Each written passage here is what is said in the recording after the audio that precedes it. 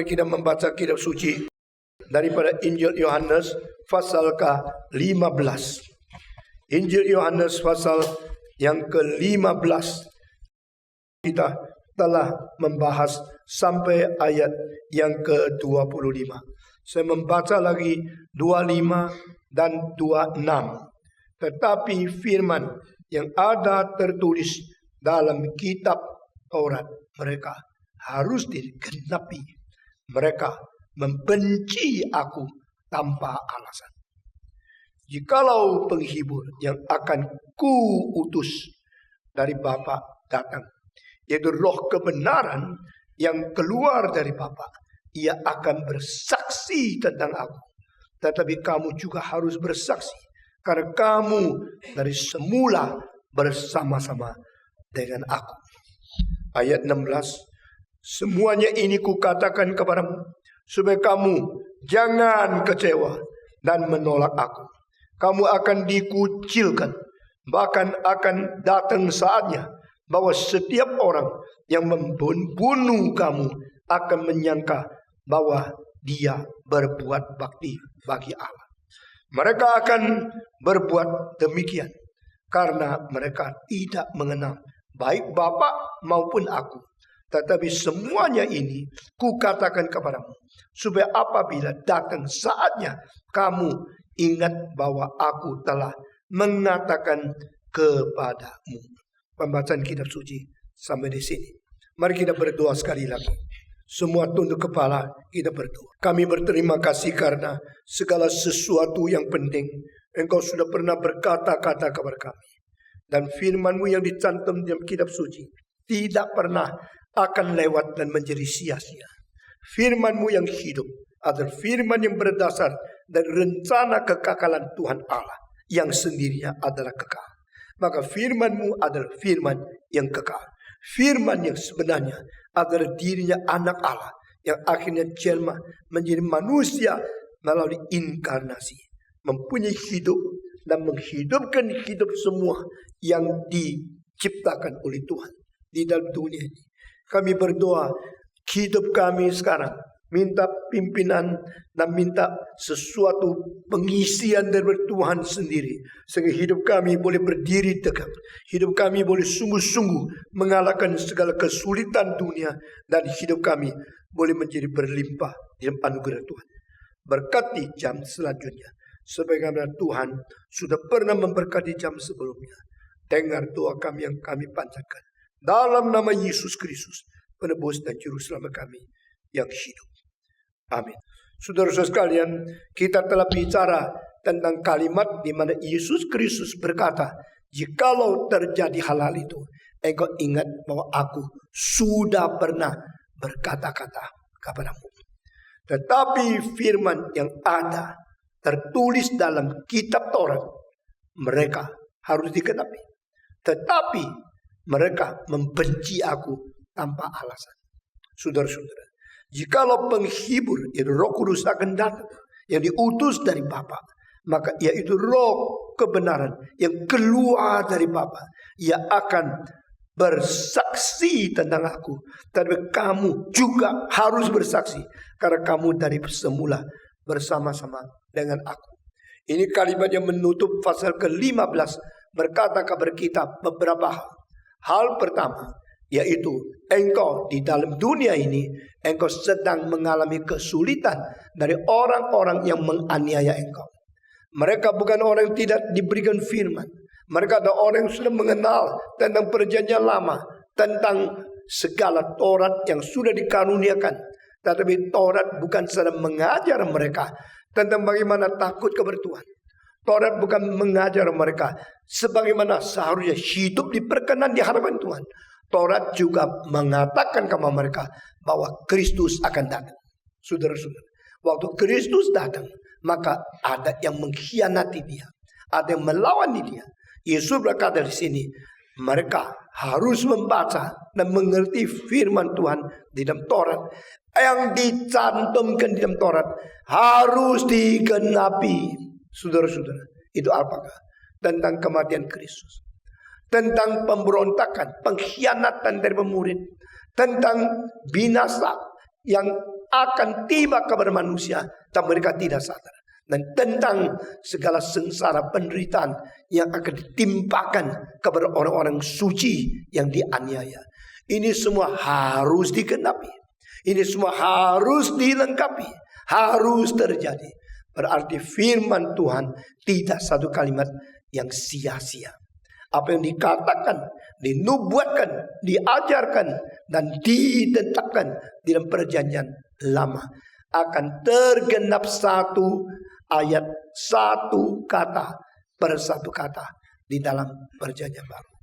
Maka Yesus Kristus datang ke dunia menggenapi segala perkataan yang sudah diucapkan oleh Tuhan Allah. Yesus datang ke dalam dunia untuk menyempurnakan segala sesuatu yang ditetapkan oleh Allah melalui nubuat daripada perjanjian lama, para nabi-nabi, dan semua pengaturan di dalam sejarah. Maka Tuhan harus mati, harus sengsara, harus naik atas kayu salib. Tidak bisa tidak. Karena semua perkataan di dalam perjanjian lama harus digenapi. Lalu Yesus Kristus mengatakan satu kalimat di dalam ayat 25, kalimat terakhir. Mereka benci aku dengan tanpa alasan. With no reason they hated me. Tidak ada alasan mereka membenci aku. Saudara, jangan kira pekerjaan Tuhan berkembang begitu cepat lalu setan tinggal diam-diam. Pada waktu gereja dibangun, pada waktu orang bertobat, pada waktu banyak orang betul-betul kembali menerima Tuhan Yesus menjadi juru selamat, setan berada di setiap kebaktian di belakangnya. Dia mengincar dan dia mulai menaruh kebencian. Dia mulai memberikan benih kekacauan di antara orang yang sudah menerima Tuhan. Dan saudara-saudara, itu sebab peperangan rohani tidak pernah berhenti-henti. Saudara-saudara, dari hari pertama setelah manusia berdosa, Tuhan sudah memberikan nubuat bahwa aku menaruh kebencian, permusuhan antara keturunan benih perempuan dan benih ular. Benih ular akan dengan sengit akan menghancurkan. Akhirnya tumit daripada benih perempuan yang akan dilukai. Tetapi kepala daripada benih ular akan diremukkan oleh kaki daripada Yesus Kristus. Saudara-saudara, di mana penginjilan dilakukan, di situ ada benih yang lain yang disisipkan. Berapa tahun kemudian akan muncul melihat perlawanan terhadap Tuhan. Pada waktu Petrus, Paulus masih ada di dunia, mereka memberitakan Injil. Mereka bekerja berat sekali. Setelah Petrus sama Paulus mati, Gnostisisme mulai meracuni seluruh gereja. Saudara-saudara, pada waktu abad pertama selesai, saat itu yang edar di seluruh muka bumi ada Injil kira-kira 75 jilid. Engkau kira ini semua baik? Tidak banyak yang baik. Injil 75 jilid, yang benar cuma Matius, Markus, Lukas, dan Yohanes. Yang lain semua ada Gnostic Gospels. Semua adalah Injil yang palsu, Injil yang kelihatan benar dan berani memakai nama-nama rasul, tetapi semua tidak diwahyukan oleh Tuhan. Sama sekarang banyak gereja yang kelihatan muluk-muluk, di dalamnya ajaran yang bukan Injil. Mereka memberitakan kabar baik, mari datang ke gereja, mari engkau dapat kesembuhan, engkau dapat kekayaan. Itu bukan Injil, itu pemalsuan Injil. Itu umpan-umpan yang bikin manusia lebih rusak daripada imannya.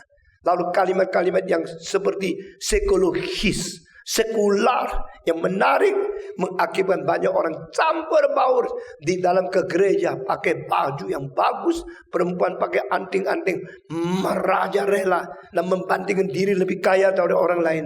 Tapi di antara mereka, engkau tidak dengar Kristus mati, Kristus mengganti dosamu, Kristus disiksa, diderita karena dosa kita.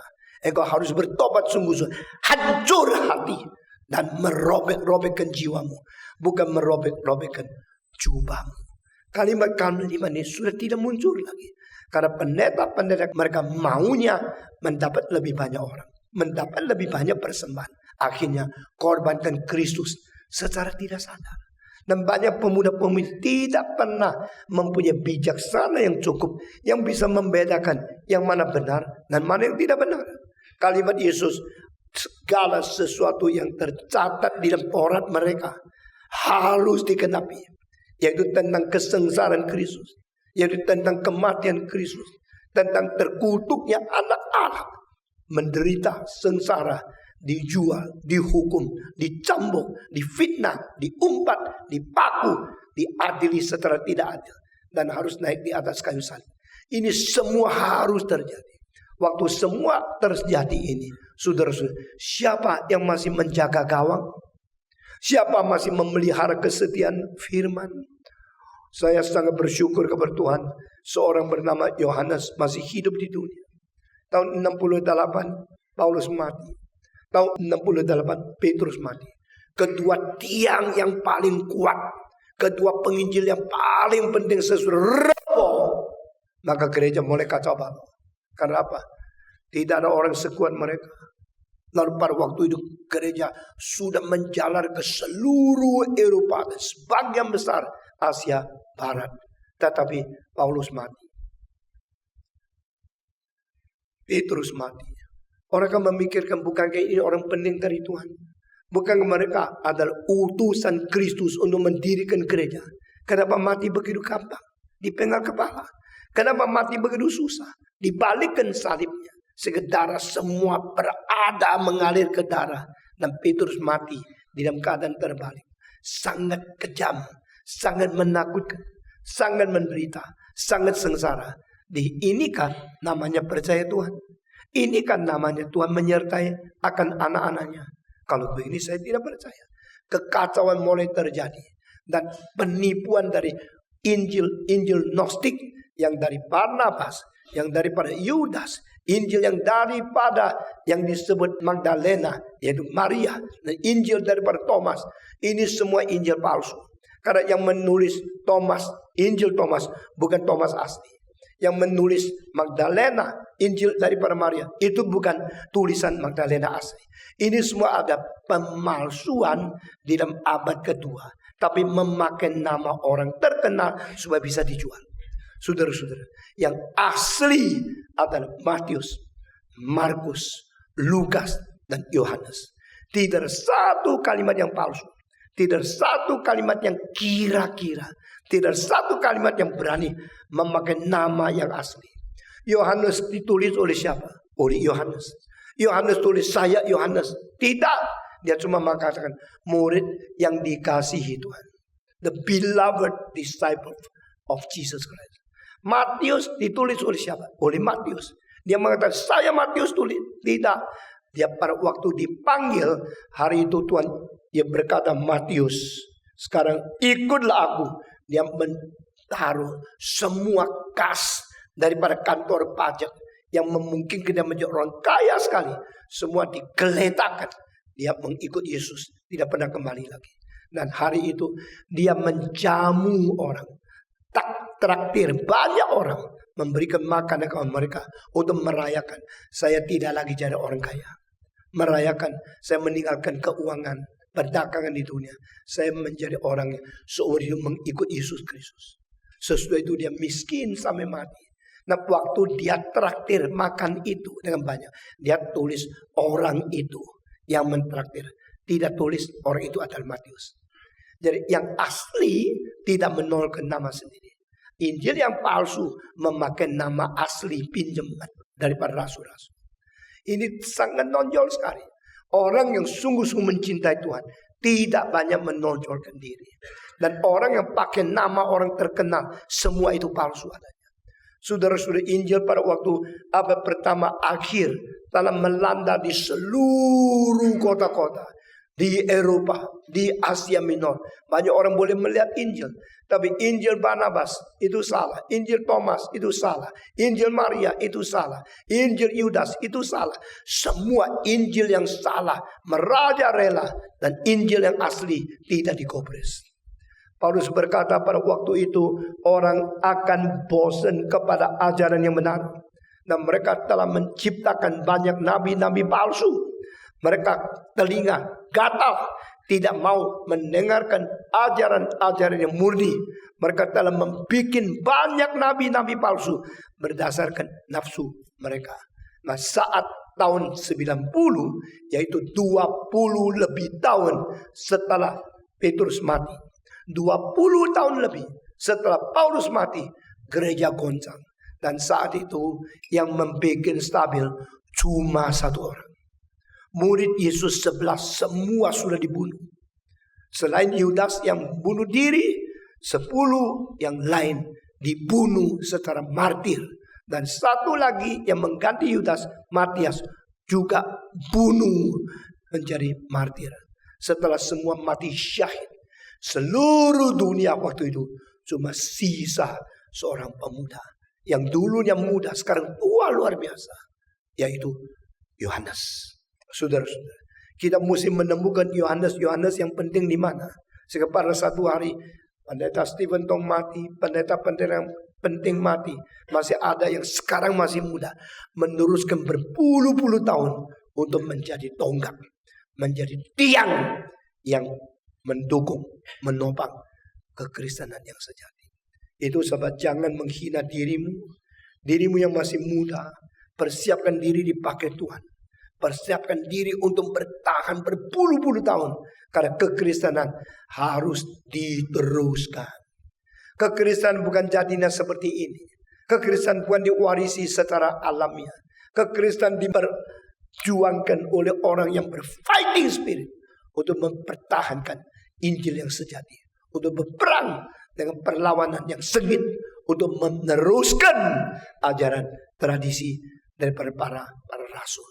Saudara-saudara, Yohanes teruskan satu orang. Kalau dia dalam kesulitan mau bicara sama siapa? Mau berunding dengan Paulus, sudah mati. Mau berunding dengan Petrus, sudah mati. Mau bicara dengan Bartolomeus, sudah mati.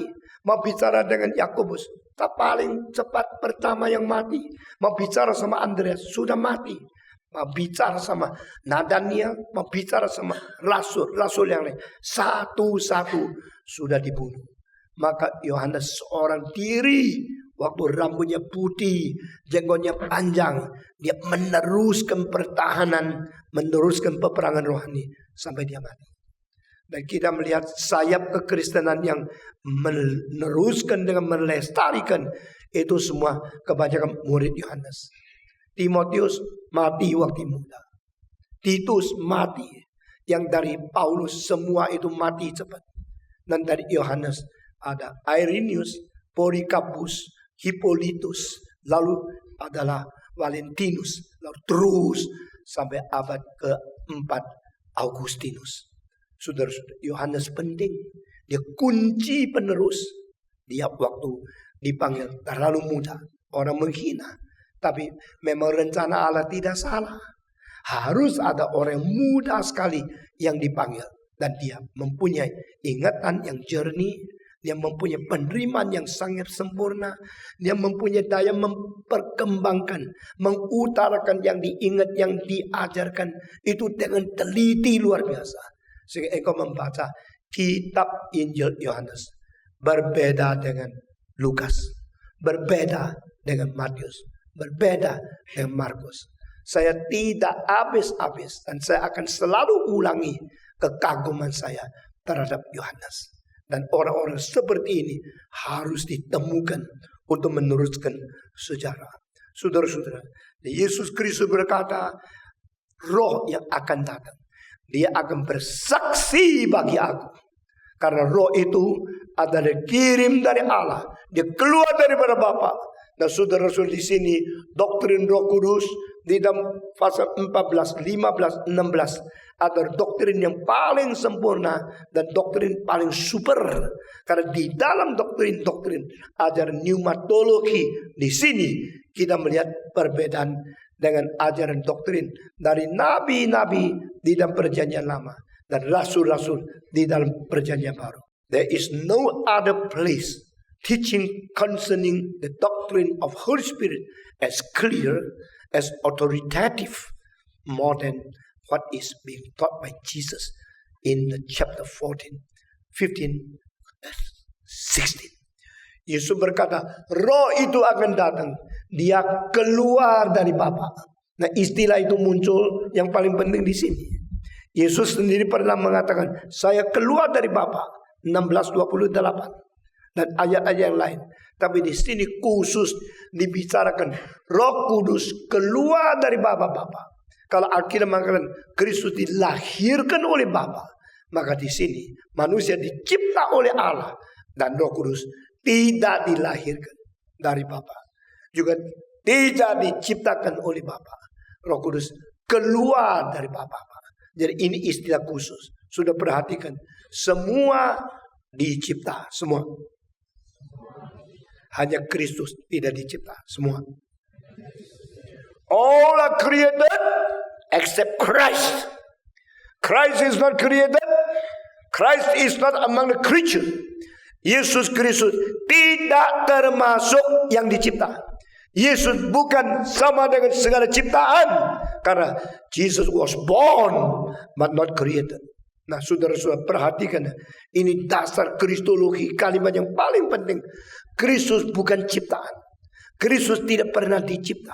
Dan Kristus adalah yang dilahirkan oleh Allah sendiri.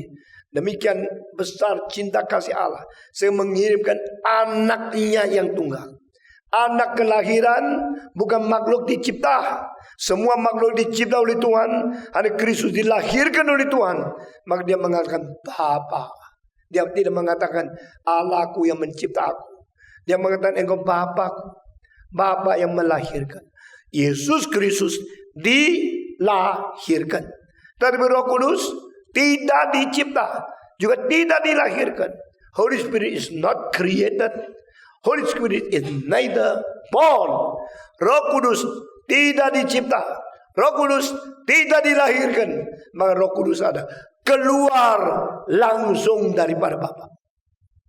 Nah, saudara-saudara, kedalaman teologi di pneumatologi ini kita tidak sanggup mengerti setuntas-tuntasnya, tapi kita mengerti sifat perbedaannya. Roh Kudus bukan dicipta. Waktu Allah menciptakan segala sesuatu, tidak pernah mengatakan dia menciptakan Roh Kudus. Pada waktu Allah menciptakan sesuatu, dia tidak pernah mengatakan Allah mencipta Yesus. Jadi Yesus tidak dicipta, sama seperti Roh Kudus tidak dicipta. Tapi Yesus dilahirkan daripada Allah Bapa.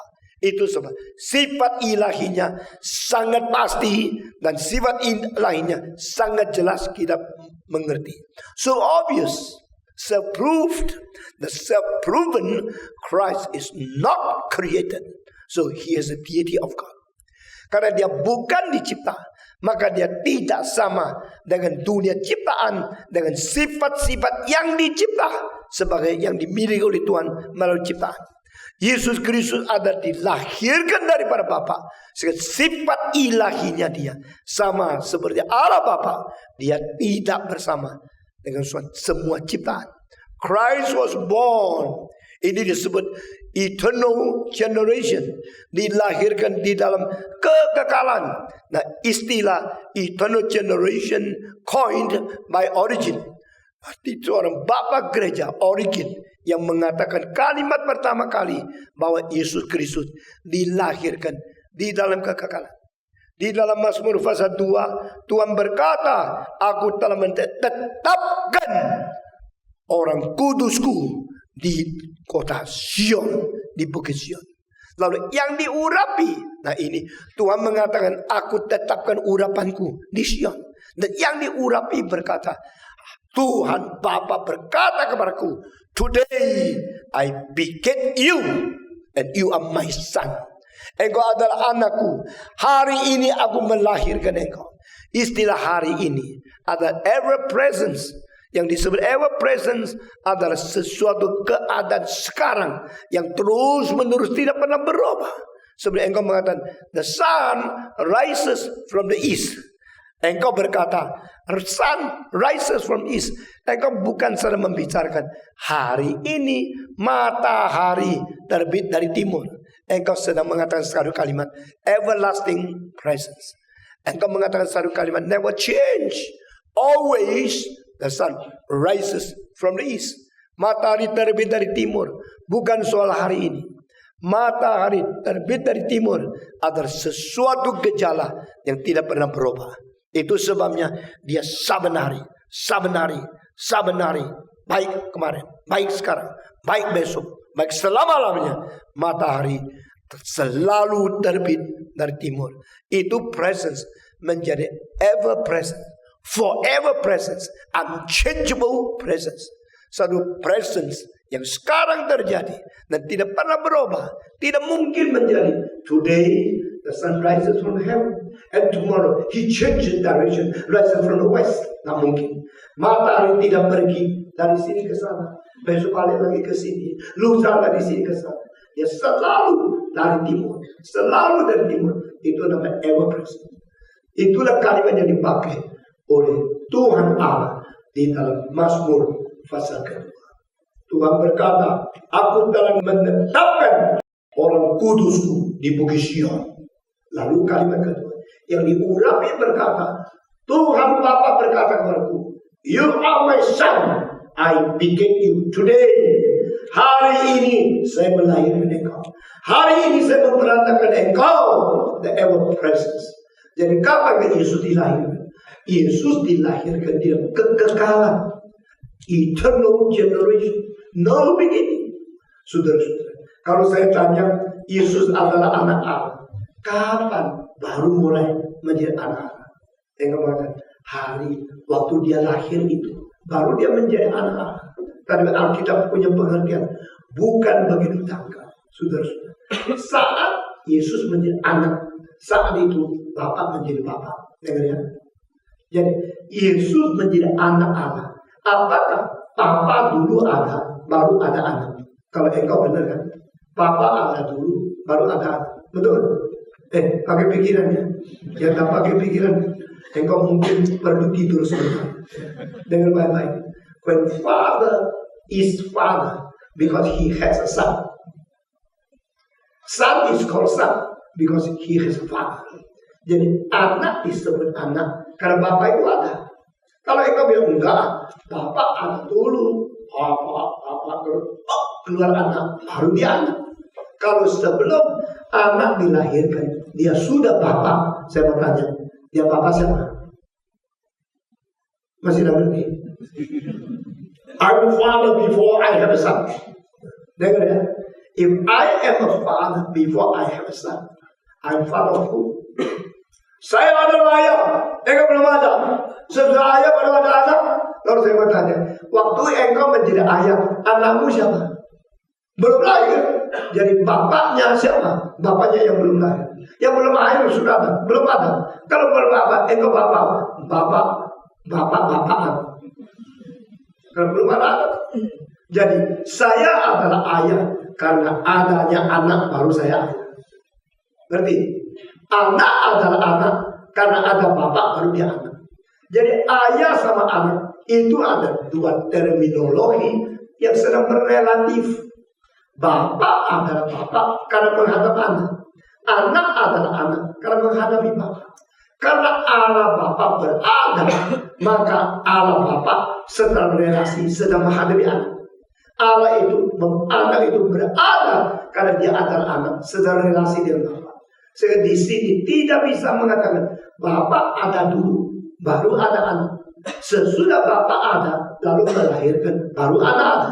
Kalau Allah ada dulu sebagai Bapa sebelum ada anak, dia Bapa siapa? Gak bisa jawab. Jadi Bapak adalah Bapak karena anak itu sudah ada. Anak itu adalah anak karena memang Bapak itu ada. Itu sebab di dalam kasus seorang manusia menjadi Bapak, menjadi anak, itu duluan eksistensi Bapak, tetapi belum disebut Bapak. Setelah melahirkan baru disebut Bapak. Dia Bapaknya yang sudah dilahirkan. Di dalam kasus Tuhan Allah, Allah Bapak dan Allah Anak, itu adalah serentak berada di dalam kekekalan melalui kelahiran. Tetapi karena Allah bukan di dalam wilayah waktu, sehingga God has no time to limit. God is not in the process of the time.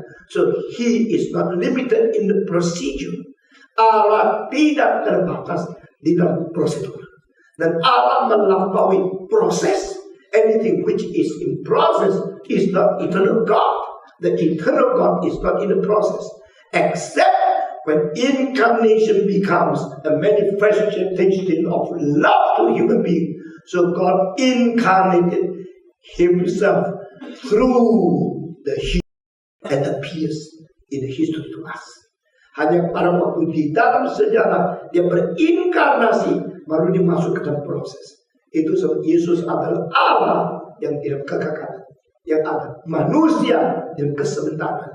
Allah menjadi manusia perlukan satu proses inkarnasi. Tapi sebelum Yesus datang ke dunia, di dalam kekekalan, Yesus adalah anak sedang menghadap Allah. Allah Bapa, Allah Bapa sedang menghadapi Yesus Kristus. Tanpa proses waktu, di dalam kekekalan kelahiran itu sudah jadi. Ini ada mengenai kristologi. Tapi mengenai Roh Kudus, Alkitab khususnya di ayat ini, Yesus berkata, aku akan kirim roh datang kepadamu, roh penghibur, roh parakletos, roh kebenaran. Jika ia datang, ia akan bersaksi bagiku. Holy Spirit was given in order to give the witness, the bear the witness for Jesus Christ. Ingat, ini tugas Roh Kudus. Sekarang orang-orang bicara tentang Roh Kudus sudah terlepas dari prinsip yang penting. Mereka melihat apa yang disebut Roh Kudus, yaitu mujizat, yaitu karunia lidah, yaitu penyembuhan, yaitu mengusir setan. Ini yang disebut Roh Kudus bekerja. Tapi justru 4 ini yang diwanti-wanti oleh Yesus bahaya. Karena engkau bernubuat demi namaku, engkau mengusir setan demi namaku, engkau menyembuhkan orang sakit demi namaku, engkau melakukan mujizat demi namaku. Dengan sesungguhnya aku berkata, nyala engkau, karena aku tidak pernah mengenal engkau. Justru Yesus mengatakan yang melakukan mujizat, yang menyembuhkan, dan yang bernubuat, dan yang mengusir setan. Ini 4 hal dilakukan oleh orang yang memakai nama Yesus, tapi Yesus tidak pernah mengenal mereka. Wah, ini ayat Alkitab yang paling menakutkan, termasuk bagian-bagian di Matius pasal 7 bagian belakang. At that day many will say to you, with your name I cast out the demons. With using your name I perform the miracles. Because using your name I speak tongues. I speak those prophecies. Because of your name I perform the miracles. Yesus mengatakan, be gone you evildoers, I have never known you. Sangat menakutkan sekali. Saudara-saudara sekalian, ini sebab Yesus berkata pada waktu Roh Kudus datang, dia akan menyaksikan aku. Saudara, dari mana tahu kebaktian itu baik? Bagaimana kebaktian itu ada Roh Kudus? Jikalau kebaktian itu Yesus dimuliakan, nah di situ kita membuktikan Roh Kudus bekerja. Nah, ini satu pengertian yang sangat dalam dari Alkitab. When you witness Jesus Christ glorified, and you confirm, that is the meeting which Holy Spirit is working. Kalau Roh Kudus bekerja, pasti Yesus dimuliakan. Kalau Roh Kudus bekerja, pasti nama Yesus ditinggikan. Pada waktu Roh Kudus bekerja, mengakibatkan manusia akan berdoa, Bapa kami ada di surga, dikuduskan namamu. Tapi saudara-saudara, banyak gereja yang katanya ada Roh Kudus, mereka tidak mengajar doa Bapa kami. Mereka mengajar doa Yabes. Doa Yabes adalah doa minta Tuhan memberkati usahaku, memperkembangkan tendaku, membesarkan kerajaanku. Tapi bukan aku berdoa minta kerajaan Tuhan dimuliakan. Ini sama sekali terbalik. Doa Yabes dicantum di Alkitab. Tidak salah kita mengaku ada orang di dalam sejarah yang nama Yabes. Kita tidak salah mengaku dia pernah berdoa dan dikabulkan. Tetapi apakah doa Yabes otomatis menjadi doa standar untuk mengajar kita? Apakah doa Yabes disuruh Tuhan menjadi patron hidup kita berdoa? Sama sekali tidak. Sekarang kita mesti mengajar orang tentang doa Bapa kami. Karena doa Bapa kami diajarkan oleh siapa? Siapa? Yesus sendiri. Doa Yabes diajarkan supaya kita mengikut. Tidak pernah. Saudara-saudara, engkau bisa memperhatikan bedanya di sini. The Lord asks and teach us how to pray. And the first sentence in prayer, let your name be hallowed. Let your name be glorified. Saudara, saya percaya orang yang kepenuhan Roh Kudus adalah orang yang tidak menonjolkan diri. Orang terus minta namamu dimuliakan, nama Tuhan dikuduskan, nama sendiri disimpan, nama sendiri diumpat, nama sendiri itu disembunyikan. Jangan mengenalkan diri. Bukan mengenal saya, mengenal Tuhanku. Bukan melihat saya, melihat Tuhanku.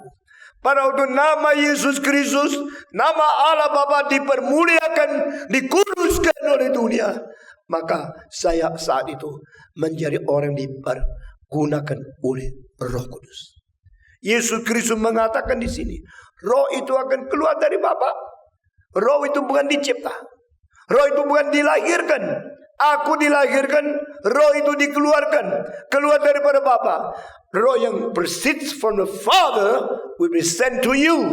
And when the Spirit sent to you, His job is to glorify me, to sanctify me, that my name be holy. Saudara-saudara, Roh Kudus datang akan menyaksikan aku. Roh Kudus datang akan bersaksi tentang aku.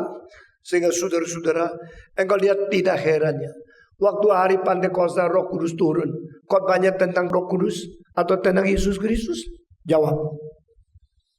Waktu Roh Kudus turun, hari itu khotbah Petrus bukan berkhotbah tentang Petrus.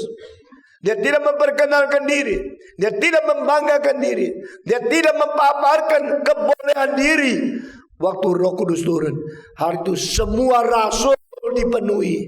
Setelah dipenuhi, mereka bicara tentang Yesus yang tersalib, bicara tentang Yesus yang mati, bicara Yesus yang mengalahkan kematian, bangkit pula dari antara orang mati.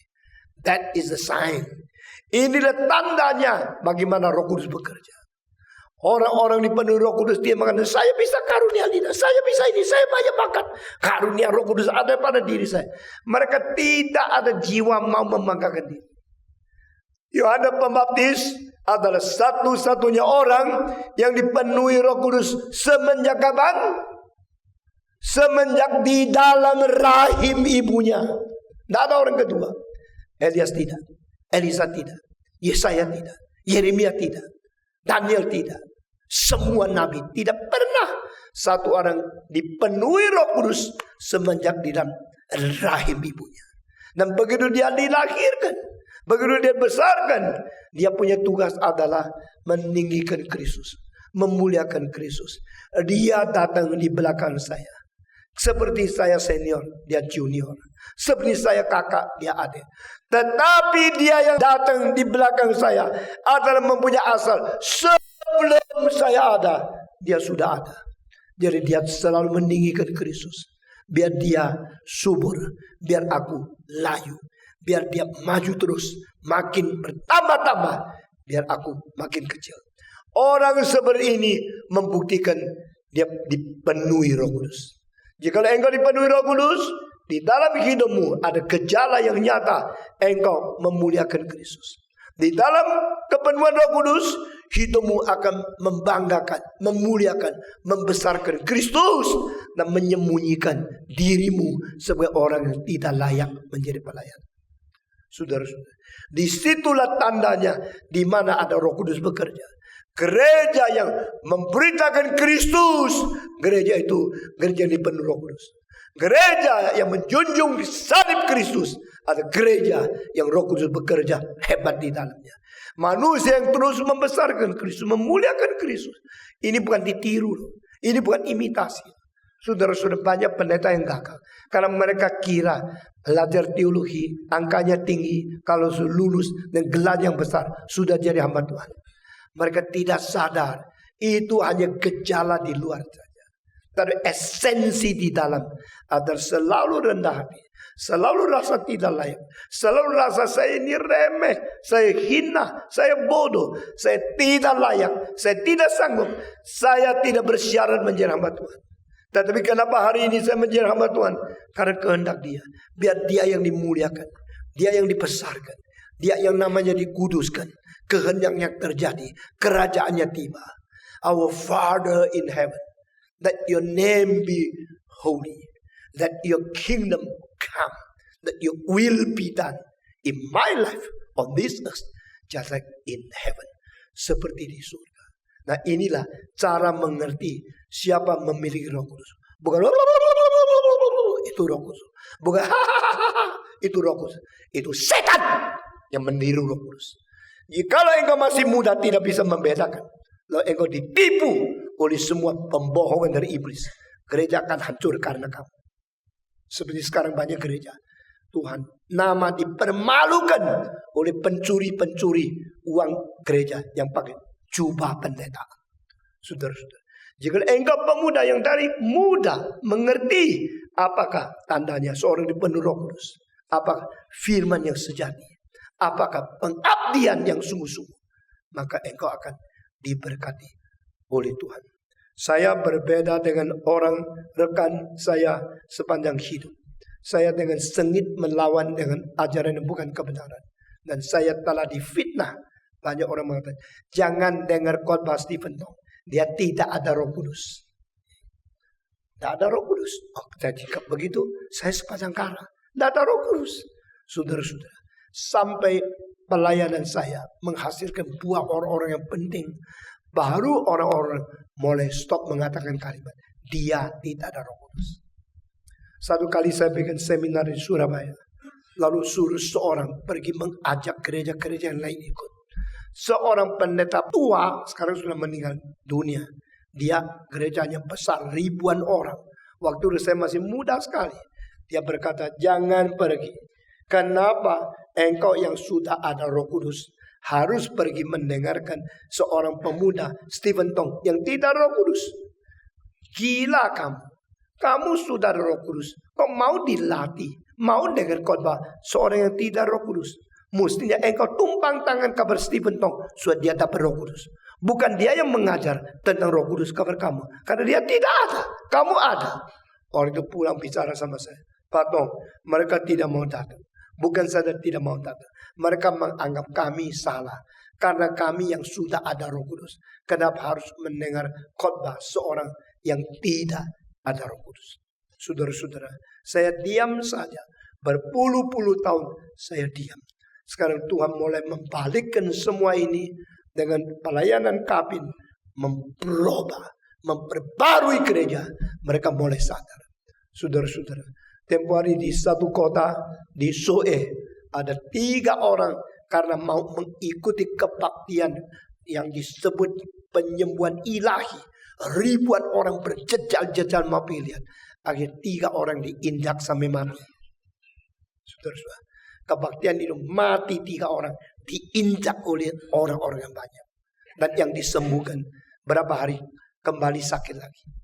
Nah, Tuhan mulai menyatakan itu bukan kuasa dari Tuhan yang asli. Itu adalah sesuatu hal dengan psikologi dunia pakai nama kekristenan. Tapi setelah kita pergi, mereka bilang Stephen Tong datang, tidak ada mujizat, tidak mengabarkan, tidak bisa menyembuhkan orang lain, juga tidak membawa bintang film atau penyanyi TV. Stephen Tong orang tua datang sini mau khotbah apa? Hari itu mereka taksir yang datang paling banyak 900 orang. Kami tidak banyak bicara, kami berdoa Tuhan, kami sudah datang kerjalah. Dan ternyata ada satu anggota gereja di Kemayoran, dia orang daripada Timor, dan dia punya famili berada di kota Soe, dan dia punya adik juga adalah seorang Kupang yang menjadi hamba Tuhan, menjadi orang mahasiswa STTRI kita, akhirnya menjadi pendeta di kita. Jadi sama kakaknya, salah seorang penting di pemerintah pulang. Pak Tong mau pergi ke Timor, mau mengunjungi Soe, kampung halaman kami. Kami harus pulang. 2 orang saudara ini pergi. Di dalam 1 minggu sebelum saya tiba, mereka mengunjungi saudara-saudaranya, mengunjungi famili-famili. You harus datang. Kebaktian ini lain sama yang lain. Kebaktian ini memberitakan firman yang murni. Kebaktian ini mengabarkan Injil kematian Kristus, kebangkitan Kristus yang sungguh-sungguh di dalam khotbah-khotbahnya. Bukan mau menarik engkau datang kepada Tuhan untuk menjadi kaya. Menarik engkau datang untuk menyangkal diri. Pikul salib untuk menjadi orang Kristus yang sejati. Saudara tahu tidak? Hanya 2 orang ini akhirnya mengajak 1.400 orang di dalam kebaktian itu. 2 orang bisa mengajak 1.400. Saya kepala pusing, tidak mau ngerti. Bagaimana bisa mempengaruhi? Tapi karena kakaknya orang penting di dalam pemerintah. Dan dia dihargai oleh seluruh pulau. Kalau kakaknya mengatakan, silakan datang. Datang. Pendeta saya Stephen Tong dari Jakarta. Dia hamba Tuhan begini-begini. Familinya semua dengar sama dia. Karena menghormati dia. Dan melalui 2 orang ini. 1.400 orang dipengaruhi. Melalui orang lain. Ada ratusan orang dipengaruhi. Orang lain ratusan. Sehingga pendeta mengatakan percumalah datang sini. Tidak ada mujizat. Tidak ada kesembuhan. Yang ada kesembuhan datang cuma 3.000. Ini tidak ada kesembuhan paling banyak 900. Dan sore itu kita naik mobil berjam-jam. Hampir 3 jam. Di tengah pegunungan. Dari kota Kupang menuju ke Soe. Saudara-saudara. Waktu pergi saya masih baik-baik. Waktu turun akhirnya pusing setengah mati. Sampai di situ kita masuk hotel yang sederhana sekali. Kita berdoa. Setiap kali sebelum kebaktian bersama saya berdoa setengah jam. Minta pertolongan Tuhan. Minta penyertaan Tuhan. Minta kuasa Tuhan. Sudah setengah jam. Baru kita mulai naik mobil ke tempat kebaktian.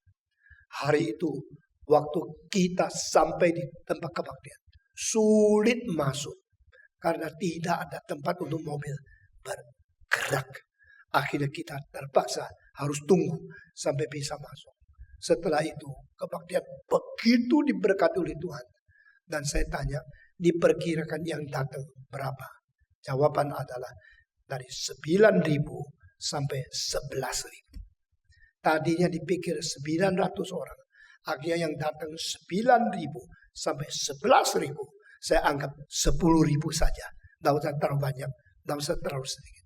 Dan yang maju ke depan lebih dari 5.000 orang. Saudara-saudara. Mereka melihat ini pekerjaan Tuhan. Betul-betul. Tidak pakai daya tarik kesembuhan. Tidak pakai daya tarik kemakmuran. Kekayaan. Kelancaran. Kesuksesan. Not theology of success. Not theology of prosperity. The theology of cross. Martin Luther berkata, engkau memperkatakan Kristus yang mulia atau engkau mengabarkan Kristus yang tersalib? Saudara-saudara, kemuliaan Tuhan justru di dalam salib Kristus. Kemuliaan Tuhan tidak di dalam mutiara berlian, emas, perak. Itu kemuliaan dunia yang dihargai oleh dunia, dibenci oleh Tuhan Allah. Saudara-saudara, kalau wanita mempunyai berlian besar-besar, setiap minggu datang supaya orang tahu engkau orang paling kaya di gereja. Cilakalah engkau, karena kemuliaan duniawi menudungi wajah kemuliaan Tuhan Allah. Orang akhirnya tidak melihat Tuhan, melihat kamu yang kaya, melihat kamu konglomerat, nyonya orang kaya yang paling penting. Dan akhirnya nama Tuhan, kemuliaan Tuhan ditudungi. Saudara-saudara, tapi gereja yang menderita, gereja yang mau pikul salib bersama Kristus, gereja yang ikut menderita di dalam penderitaan Kristus, itu gereja yang memancarkan kemuliaan Tuhan Allah. Sehingga kita menjadi salibnya. Salibnya selamanya apa? Malu. Ya dong. Dipaku dengan telanjang. Mulia apa? Tapi Fanny Crosby mengerti. She knows thoroughly. The cross is the glory of God. That is true Christian. Saudara saya tidak tahu kapan kembali kepada Soe lagi. Tapi orang-orang Kristen di Soe telah mencatat satu hal. This is the biggest meeting ever in the past 400 years. Belanda datang Indonesia 400 tahun menjajah. Kebaktian terbesar, kebaktian Kapin. Di kota-kota mana melaporkan, this is the greatest, the biggest gathering ever. Selama sejarah di Kalimantan, sejarah yang berada di Borneo, Sejarah ada di Toraja. Sejarah yang ada ratusan tahun ada di Timur, di Kupang, di tempat-tempat yang lain. Tidak pernah ada kebaktian begitu besar. Karena Tuhan menyertai. Saya teringat pada waktu Yohanes Pembaptis berteriak-teriak di padang belantara, "Bertobatlah kamu, karena kerajaan Allah sudah dekat." Waktu itu tidak ada uang bikin podium, tidak ada uang sewa gedung, tidak ada uang mempunyai AC, tidak ada uang mempunyai sound system. Yohanes Pembaptis berbicara tanpa mikrofon di dalam padang belantara, berteriak, "Bertobatlah kamu, bertobatlah kamu, karena kerajaan Allah sudah dekat." Lalu dengan tidak ada pangkat agama, tidak ada backing politik, tidak ada dasar ekonomi, tidak ada dukungan masyarakat, seorang batang kara, seorang pemuda yang tidak menikah, seorang yang tidak ada dukungan keuangan apa, cuma berteriak dengan berita dari Tuhan, dengan kuasa Tuhan Allah, dengan turun Roh Kudus. Lukas pasal 3 mengatakan, pada saat Herodes menjadi raja, pada saat Kayafas menjadi imam, pada saat waktu-waktu orang besar-besar itu ada di istana, Roh Allah turun kepada Yohanes yang di padang belantara. The Spirit of God comes down on John the Baptist in the wilderness. Saya pernah 35 tahun lalu waktu baca Alkitab itu, ayat itu saya langsung cucurkan amarah. This is the way God is working. He didn't come down to the temple. He didn't pull down to anoint those hypocrites. Allah tidak turun ke Roh Kudus untuk mengurapi orang yang pura-pura. Mereka yang berjubah agama, mereka yang berkedudukan imam, mereka yang berada di istana sebagai raja, Herodes, Kayafas, Pilatus. Tidak ada satu menerima Roh Kudus. Tapi Roh Kudus turun kepada padang belantara, turun kepada seorang yang miskin, yang tidak ada apa-apa, tapi ada iman besar dari Tuhan, ada utusan besar dari Tuhan Allah. Yohanes Pembaptis, Roh datang kepada dia, lalu dia berteriak, dia seorang muda, Yohanes umur 30. Saya berkata, Tuhan sanggup mengerjakan hal di luar pikiran manusia. Saudara-saudara sekalian, Roh Kudus datang memuliakan aku. Roh Kudus datang memberi kesaksian kepadaku, karena dia diutus untuk beri saksi padaku. Ini adalah ajaran Alkitab. Dan di dalam ayat terakhir, Yesus berkata, Roh Kudus bersaksi bagiku, kamu juga harus bersaksi bagiku. You should also bear witness for me, because you are with me since the beginning. Wah, saya sangat tertarik. Dari permulaan engkau sudah ada padaku. Kalau Tuhan membiarkan kita dari permulaan bersama dengan Kristus, berarti pada waktu engkau masih muda, masih tidak pengalaman, masih tidak bisa apa-apa, aku sudah panggil engkau mendampingi aku, berada di pinggir aku. Sejak mula engkau bersama dengan aku, maka engkau harus bersaksi. Berarti you experience the grace of God since the beginning. You know His guidance since the beginning. You always follow Him through the whole journey of His life. Engkau dari semula bersama-sama dengan Dia. Engkau dari semula hidup mendampingi Yesus Kristus. Saudara-saudara, inilah menjadikan kita sanggup bersaksi bagi Kristus. Yesus berkata, Roh turun, dia keluar dari Bapa. Dia bukan dilahirkan, dia bukan dicipta, dia keluar dari Bapa. The Spirit which proceeds from the Father come to witness for me. And you should also bear the witness for me. Because from the beginning, you are with me. Engkau berserta dengan saya. Mari kita menjadi orang yang selalu berserta dengan Kristus. Selalu melihat pimpinannya. Selalu mengalami gerakannya. Selalu mengalami segala pimpinannya, gerakannya, urapannya yang begitu jelas. Sehingga kita menjadi orang yang bersaksi bagi Yesus Kristus. Saudara-saudara ingat ya, banyak orang Kristen, tapi sedikit yang diurapi Tuhan menjadi saksinya. Banyak orang katanya melayani Tuhan, tapi sambil melayani Tuhan, sambil melayani uang, saya melayani kebanggaan diri sendiri.